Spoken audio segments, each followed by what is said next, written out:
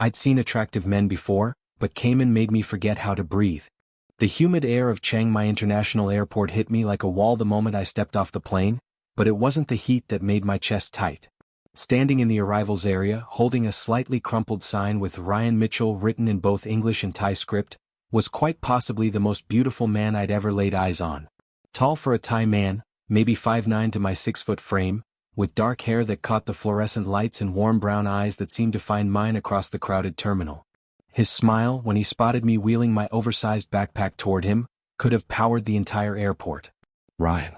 His voice carried a melodic accent that made my name sound like music. Welcome to Chiang Mai. I'm Kamon, your guide for today. I opened my mouth to respond and nothing came out. Absolutely nothing. Here I was, a 25-year-old grown man who'd just spent 14 hours on planes contemplating his life choices, struck dumb by a stranger's smile. I cleared my throat, hoping my voice wouldn't crack like I was going through puberty again. Yes, hi. That's me. Ryan.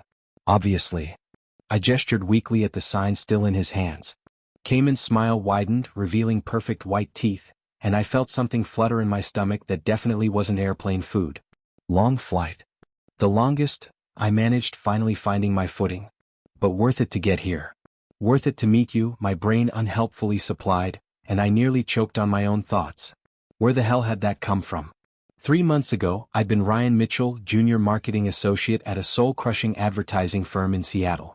I'd had a steady paycheck, a decent apartment, and absolutely no idea what I wanted from life.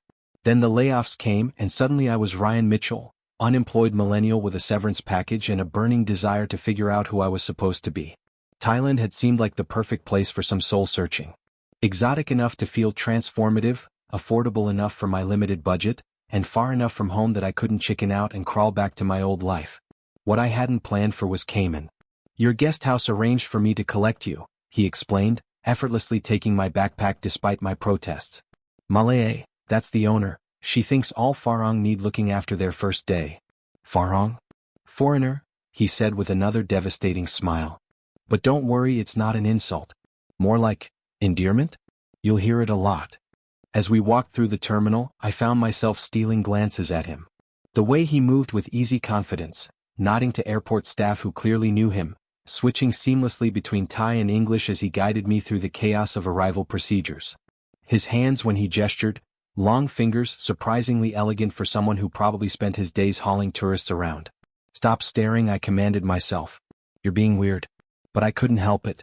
There was something magnetic about him, something that made me want to lean closer when he spoke, made me hang on every word of his casual commentary about the city we were driving through. First time in Thailand? Kamon asked as we settled into his somewhat battered but clean pickup truck. First time anywhere really, I admitted. Unless you count a college spring break trip to Cabo, which I'm pretty sure doesn't count. He laughed, a warm, genuine sound that did absolutely nothing to help my increasing heart rate situation. Chiang Mai is perfect for first-time visitors. Not as crazy as Bangkok but still authentic. Real Thailand, you know? The drive from the airport gave me my first proper look at the city I'd be calling home for the next month. Ancient temples sat comfortably next to modern shopping centers, street food vendors set up their stalls in the shadows of gleaming hotels, and everywhere I looked, there were those warm, welcoming smiles that Thailand was famous for. But I kept finding my attention drifting back to Kamon. The way he drummed his fingers on the steering wheel at red lights. How his English, while excellent, carried just enough of an accent to make every word sound deliberate and musical. The small scar above his left eyebrow that I wanted to ask about but didn't quite dare. What is wrong with you? I thought desperately. You've never been like this about anyone. And that was true. Sure, I'd found people attractive before. I'd dated Sarah from accounting for 8 months and that had been fine. Nice. Comfortable. But I'd never felt this hyper-aware of another person's presence. Never had to consciously remind myself to breathe around someone. Maybe it was just the exotic location getting to me. Travel fever or something. Culture shock manifesting as misplaced attraction. Yeah, that had to be it. You're very quiet, Kamon observed as we navigated through increasingly narrow streets lined with traditional wooden houses. Tired? Just taking it all in, I said, which was partly true. It's a lot. Good lot or overwhelming lot? I looked over at him, really looked, and found him watching me with genuine concern. Not the polite professional interest of a guy doing his job, but something warmer. More personal. Good lot, I said softly. Definitely good lot.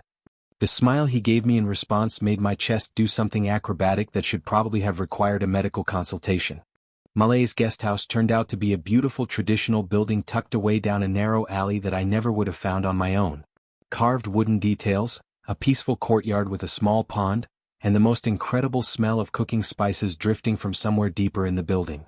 Home sweet home, Kamon announced, pulling my backpack from the truck bed like it weighed nothing. Malay makes the best pad thai in Chiang Mai. Don't tell her I said that, she'll get a big head.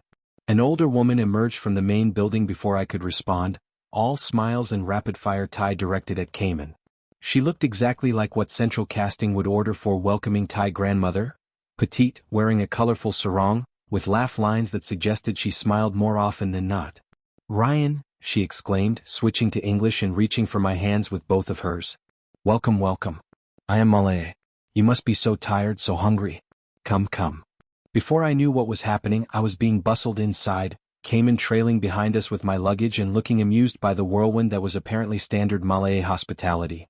Your room is ready, she continued, leading me up a narrow staircase lined with photographs that looked like they chronicled decades of guests. Very comfortable, very clean. Bathroom down the hall, but hot water always, don't worry. And Kamon will show you everything tomorrow, yes? Best guide in Chiang Mai. I glanced back at Kamon, who was suddenly very interested in studying the floor.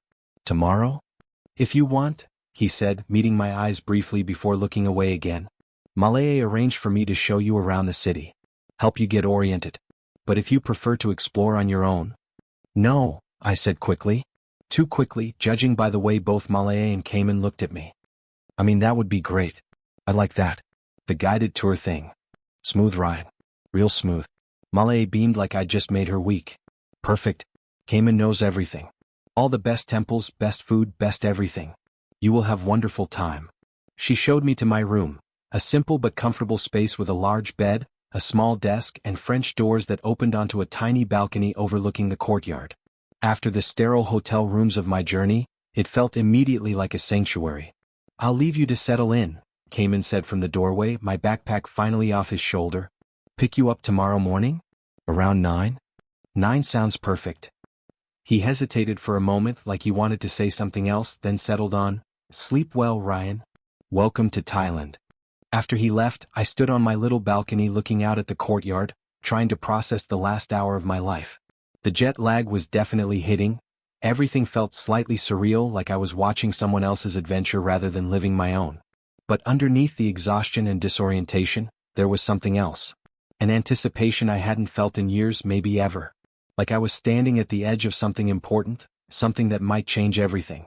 And if I was being completely honest with myself, most of that anticipation had to do with seeing Kamon again tomorrow. I pulled out my phone to text my best friend Mike back home, then remembered the time difference and put it away again. How would I even explain this anyway? Hey, landed safely in Thailand, met my guide, pretty sure I'm having some kind of crisis involving attraction to a man, how's your Tuesday going? Yeah, that conversation could wait. Instead, I unpacked my camera, the one consistent passion that had survived my recent life implosion, and scrolled through the few shots I'd managed to take from the truck window. Blurry street scenes, fragments of temple roofs, the golden hour light that had made everything look magical. Tomorrow I decided I'd get some real photos. Document this adventure properly, whatever it turned out to be. And if some of those photos happened to include my devastatingly attractive guide, well, that was just good composition, right? I fell asleep to the sound of distant temple bells and the gentle splash of water in the courtyard fountain, with Kamon's smile still lingering behind my eyelids and the strangest sense that my real life was just beginning.